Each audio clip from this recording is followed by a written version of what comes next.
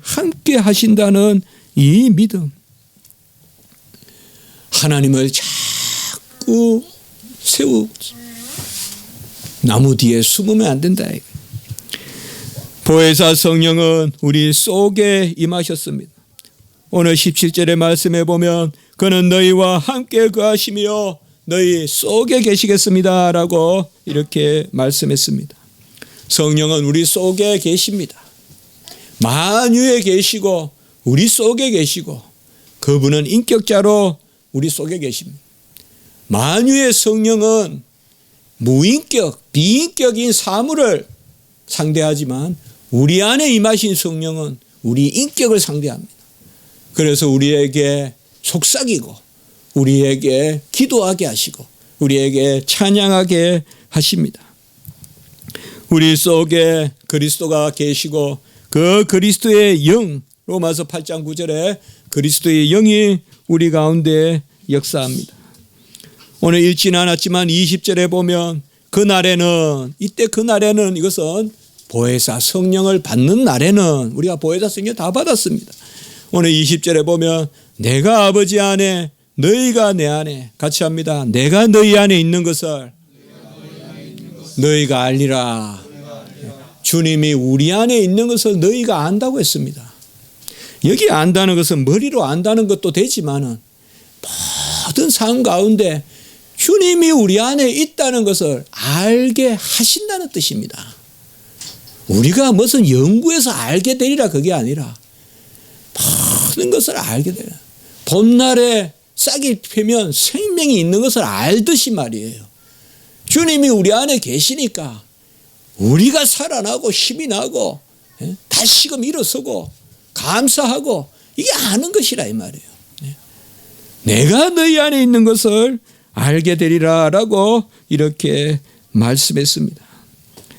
영원하신 독생자가 아버지의 품 안에 있듯이 우리도 그와 함께 하나님의 품속에 거하게 된다는 것입니다. 우리 속에 계신 성령을 근심시키지 말고 우리 안에 계신 그 성령의 소욕대로 사는 것, 이것이 바로 하나님의 면전에서 사는 것입니다. 코람데오입니다.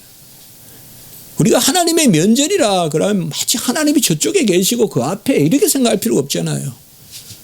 하나님이 어느 쪽에 계세요? 모든 곳에 계시는데 그 무엇이 하나님의 얼굴 앞에 서는 거예요? 내 안에 성령의 소욕을 쫓는 것, 그게 하나님 면전에 서는 거예요. 무슨 하나님 면전이 어디 있어요? 그 하나님 내 안에 계세요. 우리 안에 영으로 계세요. 디모데전서 1장 5절에 보면 청결한 마음과 선한 양심과 거짓이 없는 믿음, 이것이 바로 코람데오예요. 여호와의 면전에 서는 거예요. 같이 합시다. 코람데오. 여호와의 면전에서 사는 거예요. 우리 안에 청결한 마음을 가져야 돼요. 비워야 돼요. 부인해야 돼요. 덕지 붙어 있는 거 좀 떼어내야 돼요. 정말 떼어내야 돼요. 열심히 그릇을 닦고 열심히 벽도 닦고 열심히 곰팡이도 제거하지만 내 속의 것은 얼마나 제거하고 삽니까 우리가? 내 속의 것은 얼마나 제거하고 사냐고요. 10일이면 보름이면 곰팡이도 피고 시커먼 것도 묻고 내 속에는 얼마나 묻어 있을까요? 이거 우리가 걷어내야 돼요. 이게 여호와 앞에 사는 거예요. 청결한 마음을 가져야 돼요. 그리고 선한 양심이에요. 두 마음을 품어서는 안 돼요. 여기서 말 다르고 저기서 말 다르고 이 사람 대할 때 다르고 저 사람 대할 때 다르고 이렇게 하면 안 돼요. 두 마음을 품지 않아야 돼요. 그리고 거짓이 없는 믿음을 가져야 돼요. 거짓이 없는 믿음은 말씀을 그대로 받는 믿음이에요. 말씀을 그대로 받을 때 우리는 겸손해집니다. 말씀을 그대로 안 받는 거 교만이에요. 그게 다른 게 교만 아니에요. 말씀을 그대로 안 받는 게 교만이에요. 말씀은 이렇게 하는데 나는 그렇게 못하겠다고. 우리는 모르고만 제한 지어요.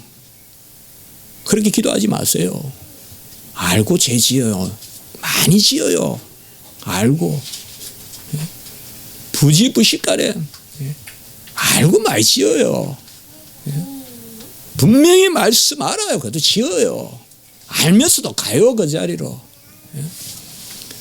우리에게 거짓이 없는 믿음. 저는 두 번째, 오늘날 우리의 모습 혹은 우리 한국교회 우리가 새겨봐야 될 것은 여호와의 면전에 살아야 되는데 특별히 양심을 속이는 경우가 많다 이 말이에요.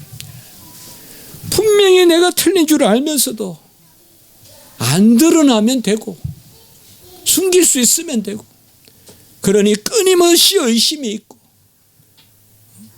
의심이 있는데 나는 아니라 그러고, 이런 것들이 얼마나 교회 안에 많이 들어오냐 이 말이에요.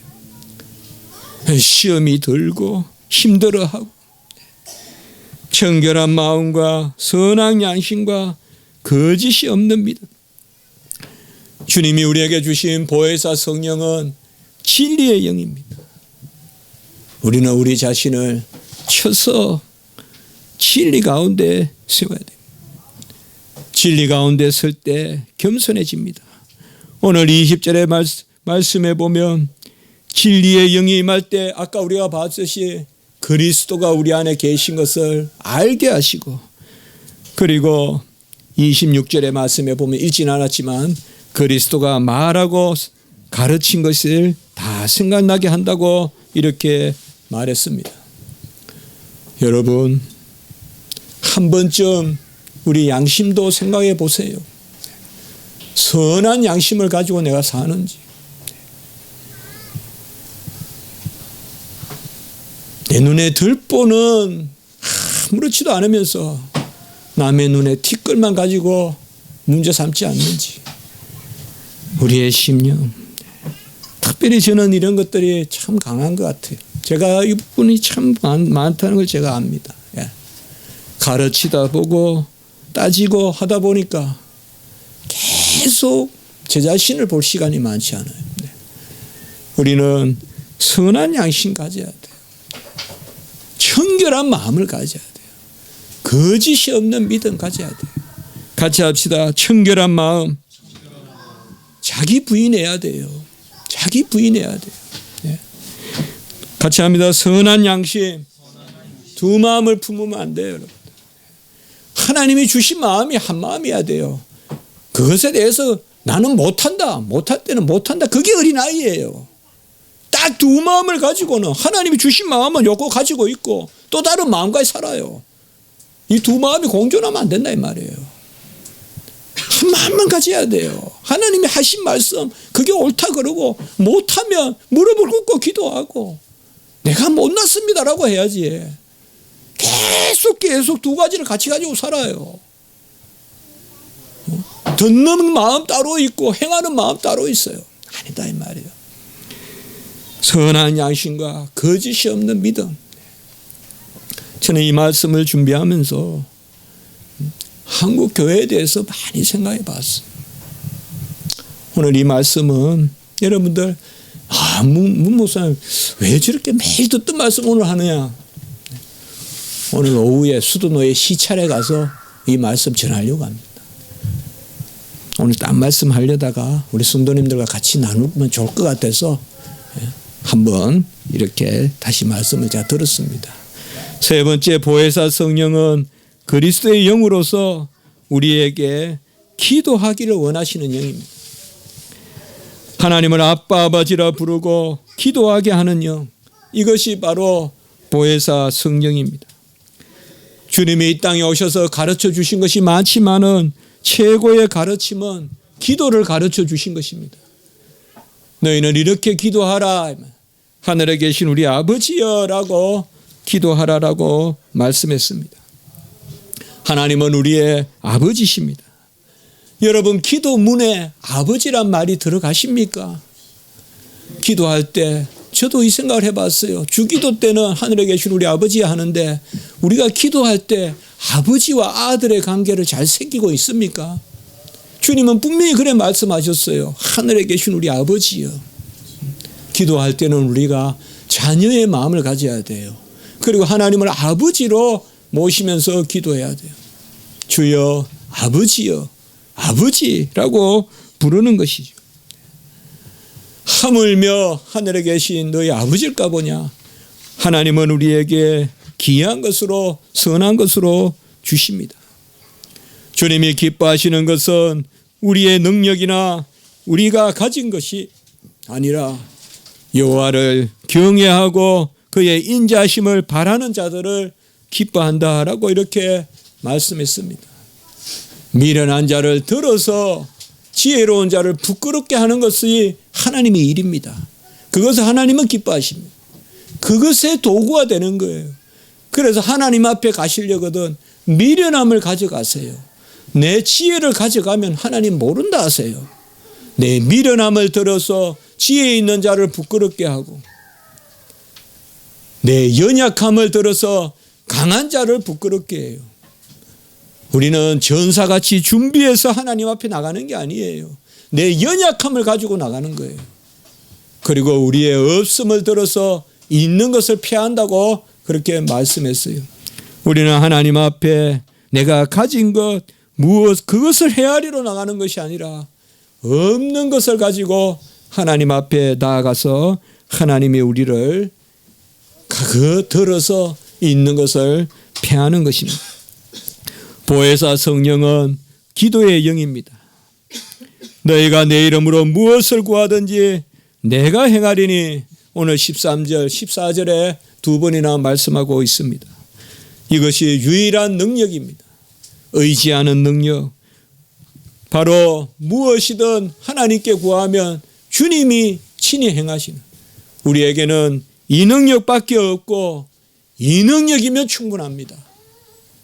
오직 너희가 내 이름으로 무엇을 구하든, 이게 뭐예요? 기도잖아요.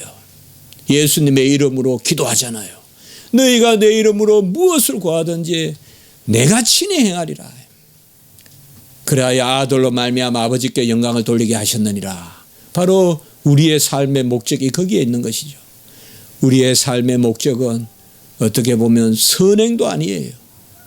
우리의 삶의 목적은 기도함으로 아버지께 영광을 돌리는 거예요. 우리의 부족함과 연약함과 우리의 이 불완전함을 가지고 이 지상의 나그네의 삶을 사는 동안에 열심히 기도하고 간구해서 회복되고 성장하고 그것을 통하여 아버지께 영광을 올려드리는 것, 이것이 바로 우리가 이 땅에 사는 그 목적이라는 것입니다. 여러분, 우리가 어떤 조건을 가지고 기도 제목을 삼고 있습니까? 그것은 부질없는 것입니다. 기도의 본질은 무엇이든 하나님께 구하고 하나님의 뜻 가운데서 그것이 이루어지는 것, 그것이 바로 기도의 본질입니다. 우리가 아들의 이름으로 무엇을 구할 때 오늘 12절의 말씀에 보면 너희는 나보다 큰 일도 한다라고 말씀했습니다. 주님이 이 땅에 계실 때 한 일보다 더 큰 일도 하겠다 이 말이에요.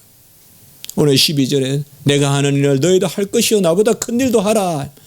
이것은 어찌하여 바로 내 이름으로 무엇을 구하여서 너희들이 땅끝까지 선교도 하고 주님이 한 일보다 큰 일도 주님보다 큰 일을 한다는 게 아니라 주님이 우리 안에서 함께 일하셔서 지금 우리를 통하여서 주님의 나라의 구원의 완성을 이루신다는 뜻이겠죠. 그래서 지금도 주님은 살아서 우리를 통하여 역사하신다. 그래서 우리가 기도할 때 이 일이 일어납니다. 기도할 때 그의 계명을 지키게 됩니다. 오늘 15절의 말씀에 보면 너희가 나를 사랑하면 나의 계명을 지키리라. 이것도 기도할 때 내 이름으로 무엇을 구하여 내가 친히 행할 때 우리가 계명을 지키게 되는 것입니다. 흑도가니에 7번 연단한 은과 같은 말씀, 얼마나 귀한 말씀이에요. 흑도가니에 7번 연단한 그 은과 같은 말씀이 우리 안에 역사하고 그 말씀이 우리 가운데 이루어지고 우리가 그 말씀을 행하는 것, 그것이 바로 기도 가운데 이루어진다는 것입니다.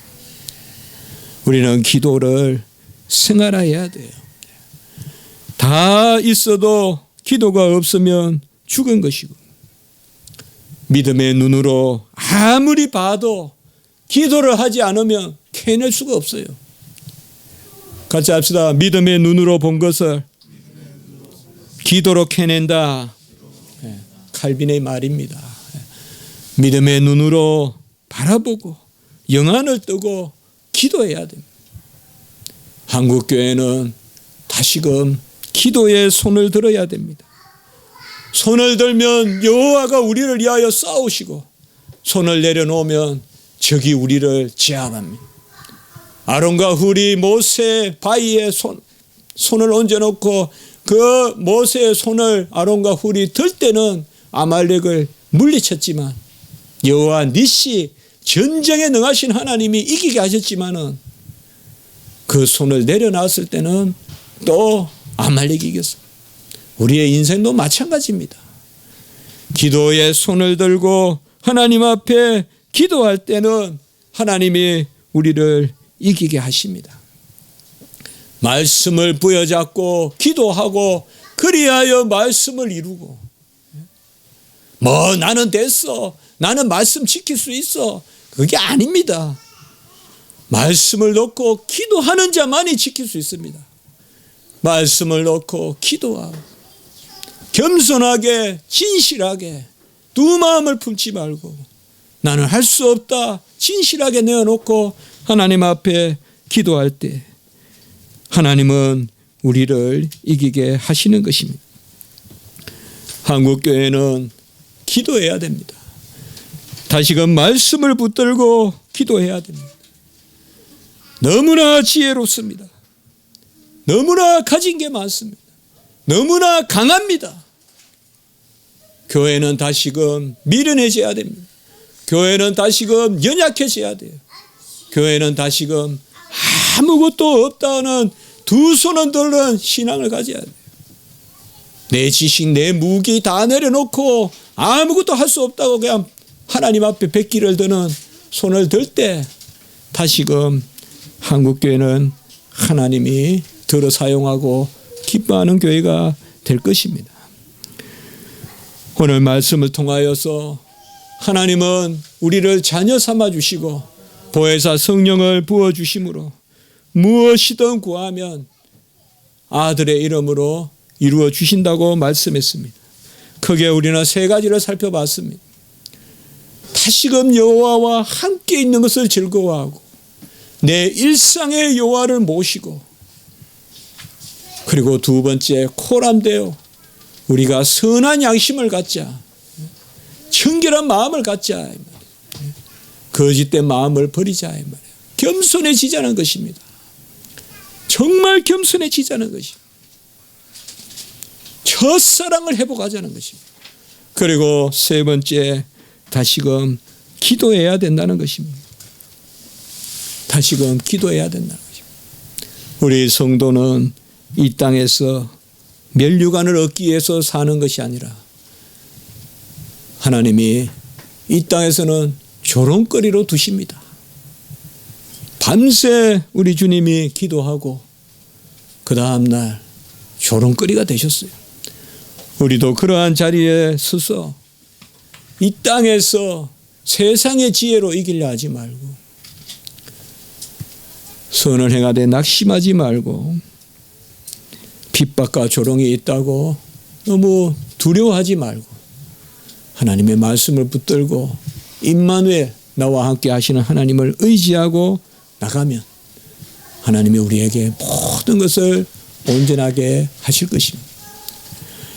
저는 여러분과 오늘 말씀을 마치면서 이 구절을 꼭 한번 읽고 싶습니다. 시편 2편 7절과 8절 한번 읽어보겠습니다. 시편 2편 7절과 8절. 자녀 삼아 주셨어요. 여호와께서 우리를 낳으셨어요. 육신의 부모를 잘 공경하면 땅에서 장수하고 잘 된다고 했어요. 네가 잘 되고 땅에서 장수하리라고 약속했어요. 그리고 에베소의 말씀에 나오죠. 그러나 하나님의 자녀는 어떤 약속이 있을까요? 오늘 7절과 8절 시편 2편 7절과 8절 한번 읽어보겠습니다. 시작. 내가 여호와의 명령을 전하노라. 여호와께서 내게 이르시되 너는 내 아들이라. 오늘 내가 너를 낳았도다. 내게 구하라. 내가 이방 나라를 내 유업으로 주리니 내 소유가 땅끝까지 이르리로다. 아멘. 바로 7절에서 내가 너를 낳았다. 보혜사 성령이 임하여 우리가 자녀가 되었다. 8절에 뭐예요? 같이 합니다. 내게 구하라. 자녀로서 구하란 말이에요. 구하면 마지막에 뭐예요? 내 소유가 땅끝까지 이르리라 라고 이렇게 말씀했습니다. 기도드리겠습니다. 거룩하고 자비로우신 하나님 아버지, 모든 의를 다 이루신 예수 그리스도의 공로로 말미암아 우리가 그리스도와 함께 자녀가 되고 상속자가 되어 이제 모든 것을 땅끝까지 유업을 얻게 하시니 감사합니다. 이 믿음으로 살게 하시고 이 믿음으로 이기게 하시옵소서. 이 믿음으로 여호와께 영광을 돌리게 하시옵소서. 기도하는 우리 자신이 되게 하시고 기도하는 가정이 되게 하시고 우리가 모든 일 가운데 여호와를 함께 모시고 어느 곳이든 함께 하시는 여호와로 말미암아 기뻐하는 저희들의 삶이 되게 해 주시옵소서. 고질적인 우리의 오래된 그러한 두 마음 없이 해 주시고 청결한 마음을 갖게 하시고 선한 양심을 갖게 정직한 믿음을 갖게 도와주시옵소서. 우리 주 예수 그리스도 이름으로 감사하며 기도드리옵나이다. 아멘.